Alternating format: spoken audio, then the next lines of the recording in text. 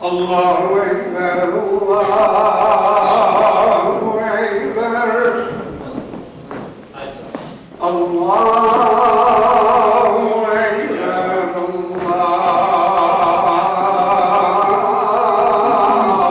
Ekber. Eşhedü en la ilahe illallah.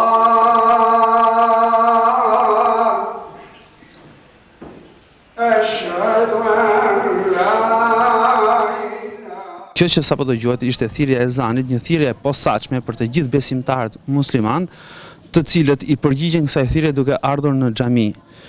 Ne jemi drejtuar xhamisë së Kokonozit, një xhami mahalle rreth 250 vjeçare, e cila është e vendosur këtu në Tiranë, pikërisht në Pazarin e Ri, dhe ju drejtuam besimtarëve të kësaj xhamie si dhe imamit për të marrë disa informacione dhe për të ditur se si zhvillohet një ditë e posaçme në xhami. Xhamia e Kokonozit së bashku me xhaminë e Tabakëve është një ndër xhamitë më të vjetra të trashëguara nga e kaluara e qytetit të Tiranës. Pas këtyre dy xhamive vjen xhamia e të Hembeut. Studiuesit thonë se për herë të parë emrin e xhamisë së Kokonozit e ndeshim në një dokument të vitit 1775, në të cilin përmendet se Qirinxhiu Mustafa Kollezi detyrohej të jepte 6 akçe në ditë hatibit të xhamisë në fjalë, ndërtuesi i së cilës kishte pak kohë që kishte vdekur. Nga ky dokument kuptohet se ndërtuesi ose sponsorizuesi i ndërtimit të xhamisë kishte vdekur në 1775. Kjo gjë tregon se të paktën xhamia ishte ndërtuar 20 vjet përpara vdekjes së tij, rreth vitit 1750-1760, ose para datës së dokumentit 1775. Të vjetrit e kësaj xhamie tregojnë se në ndërtimin e xhamisë Kokonozët kanë dhënë vetëm tokën, ndërsa shpenzimet e ndërtimit të xhamisë janë përballur nga një rreth më i gjerë dorëdhënësish. Kjo xhami është rindërtuar në vitin 1930 në formën që na paraqitet sot, me kontributin e banorëve të mahallës rreth e rrotull, që ishin në pjesën më të madhe dibrantësh për ngulur nga serbët në vitin 1912. Në vitin 1967, xhamia e Kokonozit u mbyll, ashtu siç u mbyllën edhe shoqet e saj në të gjithë qytetet e Shqipërisë.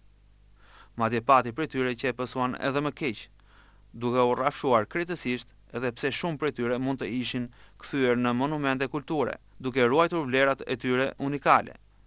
Ajo kthye në magazin duhani dhe ashtu vazhdoi deri në vitin 1990, kur një grup besimtarësh pasi e pastruan xhamin e rikthyen atë në një gjendje të përshtatshme për të kryer ritet fetare.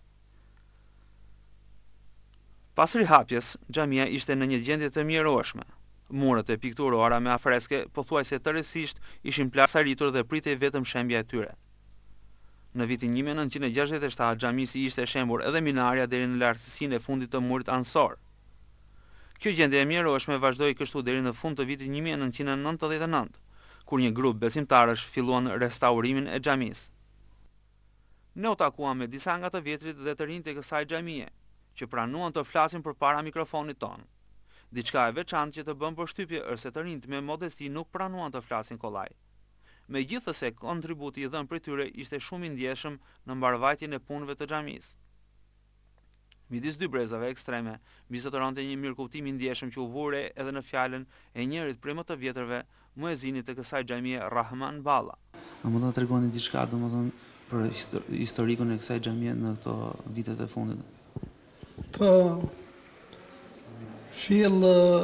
mbas lindjes të demokracisë, u bën ndryshime në gjithë fushat e jetës, edhe në Islam pati ndryshimet e duhura, nga depo duhani që ishte, populli mjaft i etur, besimtarët musliman, mos edhe gjithë intelektualët dhe gjithë banorët e Shqipërisë e kishin dëshirë, edhe që u kriju mundësia që edhe xhamia që mban emrin xhamia e Kokonozit të hapet, të jetë e lirë që muslimanët kryejnë ritet e tyre fetare. 91-shin fill mbas hapjes xhamisë Sahatit, qendrës, u hap dhe xhamia e Kokonozit.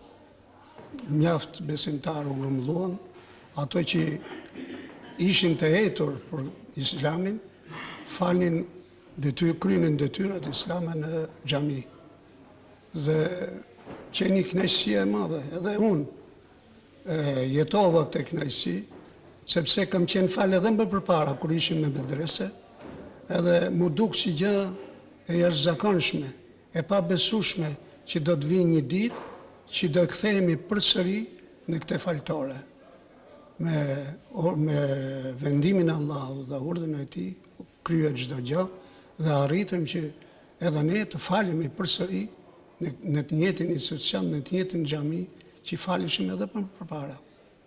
Por dita ditës kjo xhami ka ndryshime të theksuara në gjithë drejtimet, qoftë në cilësinë e përvetësimit të kulturës islame, të rriteve të tyre, qoftë të organizimit të punës me një kënaqësi, me një pastërti, me një rregull, me një disiplinë.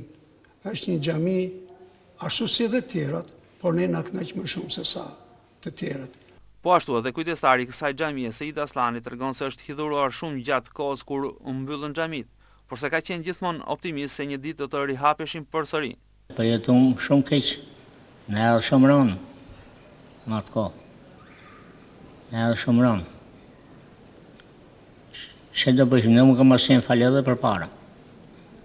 Na thoshin disa që s'ka për të hapë më, unë i thësh do hapet. Seid, ju keni kaq vjet që shërbeni këtu, çfarë ndryshimesh edhe çfarë ndryshime shihni në këtë xhami? Që ka qenë këtu, domethënë si gërma gjithë xhamia. Po me kontributin që kanë dhënë të rritu, edhe xhamati bon shmosh dhënë pare popullit domethënë kështu. Edhe fillun e ndryshuan. Edhe bëmën edhe shtesën në xhamisë më tonë, bëmën edhe minaren, që ka qenë shem. Ndërsa një tiranës i vjetër frekuentues i rregullt i kësaj xhamie, Fiqiri Vorpsi, tregon shkurtimisht për punën e bërë pas vitit 1991 për rigjallërimin e kësaj xhamie. Si gjetët gjendjen e xhamisë pas vitit 90? Gjendja e xhamisë përpara ka qenë shumë e mirë, shumë e favorshme para çlirimit, ka qenë e favorshme. Ka qenë një xhami plot blule, shumë e bukur, që i përshtatet ditës së sotshme. Po mas çlirimit, xhamia u rënu. Ishte shumë, siç e keni pa ju, këshilli i kësaj xhamie, edhe imami i kësaj xhamie, edhe xhamati i kësaj xhamie, boni që kjo xhami të përshtatet. Në këtë xhami, pas rihapjes së saj, ka shërbyer Hafiz Shaban Saliaj, tashmë i zgjedhur si miftiu i Tiranës, ndërsa tashti shërben Hafiz Saimir Ismaili, një djalë i ri dhe nxënës i Hafiz Shabanit. Ai na tregon për punën e tij të përditshme në këtë xhami. U bë afro një vit që unë drejtoj këtë xhami dhe stafetën e mora nga Hafiz i nderuar Hafiz Shabani dhe afërsisht ose për kufizuar me punën që bën një imam xhamie nuk janë shumë të vështira, tepër të thjeshta. E para vjen në sabah, qysh në mëngjes ku hapet xhamia, hap roja xhamive se imami drejton namazin namazin e mëngjesit. Më pas rrim pak derisa të dalë xhamati dhe drejtohet për shtëpinë e tij. Vjen prap namazin e dregës, kështu edhe të pasdites, kështu edhe të akşamit dhe të yatsis. Këto janë punët që kryen një imam. Punët e tjera që kryen një imam është që të jetë në informum për çdo gjë që ndodh në xhami. Dhe këtë në partneritet me gjithë anëtarët e xhamisë, me gjithë besimtarët. Tjetër që duhet kryen një imam është që mos të jetë sa më i hapur me çdo pjesëtar të xhamatit. Pra, t'i përgjigjet të gjitha thirrjeve të tyre dhe të analizojë çdo kërkesë të tyre. Kështu, vetëm kështu mund të realizojë një imam punën siç duhet. Megjithatë, mangësira ka sa duhesh, sidomos në vendin tonë, ku eksperjenca jonë si të ri është shumë e pakët, ne nuk kemi një eksperiencë si imam, si imamllar domethënë. Megjithatë, lutim Allahun që na e falë të gjitha gjunahet dhe të gjitha mangësitë që ne mund të lejmë. Së fundmi u takuam edhe me dy të rinj të kësaj xhamie, teologun Gens Plumbi dhe pedagogun dhe trajnerin e basketbollit Juel Jaranin. Me shumë kuriozitet i pyetëm se si e kalonin ditën dhe a është e detyrueshme që të falen 5 herë në ditë në xhami? Për këtë Gens Plumbi shpjegoi qëndrimin e Islamit. Ai na shpjegoi se besimtari do të gjejë një të mesme të artë ndërmjet punëve dhe detyrimeve shoqërore dhe detyrimit për të shkuar në xhami. Fillojmë me emrin e Allahut, Mëshiruesit, Mëshirbërësit, falënderimi takon Allahut, krijuesit gjithë botrave. Paqja dhe bekimi i tij qofshin mbi dërgumin e vet Muhammedin sallallahu alaihi wasallam. Allahu xhaleshanu thon në Kur'an: "Ya ayyuhalladhina amanu kutiba alaykumus siyamu kama kutiba alal ladhina min qablikum la'allakum tattaqun." O ju që keni besu, agjërimi është bërë detyrë, ashtu siç është bërë detyrë atyre që kanë qenë përpara jush, mbase kështu jeni më të devotshëm ndaj Allahut xhaleshanuhu. Pra duket nga ajeti që Allahu xhaleshanuhu përveç besimit nuk e ka kushtëzuar agjërimin me një detyrë tjetër. Pra mjafton që besimtari besoj tek Allahu xhaleshanuhu, besoj tek Muhamedi sallallahu alaihi wasallam si dërgumi i vet, dhe në qoftë se agjeron, agjërimi i tij inshallah është i pranuar tek Allahu xhaleshanuhu. Pra ky agjerim nuk kushtëzohet me ardhjen 5 herë, 1 herë apo 3 herë në xhami.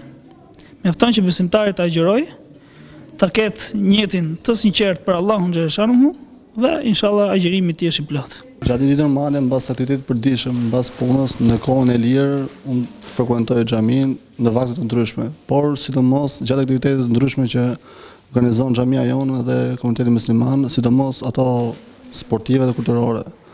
U larguam nga kjo xhami dhe na u krijua përshtypja se me të vërtetë është një xhami mahalli që i ka shërbyer komunitetit rreth e rrotull saj. U munduam të marrim vesh diçka dhe ja dolëm të kuptojmë se një pjesë e paragjykimeve janë të krijuara prej të tjerëve. Kështu ne arritëm të shohim njerëz të zakonshëm që duan të jenë korrekt ndaj komunitetit qytetar, por njëkohësisht ata duan të jenë më parë në rregull me Zotin e tyre.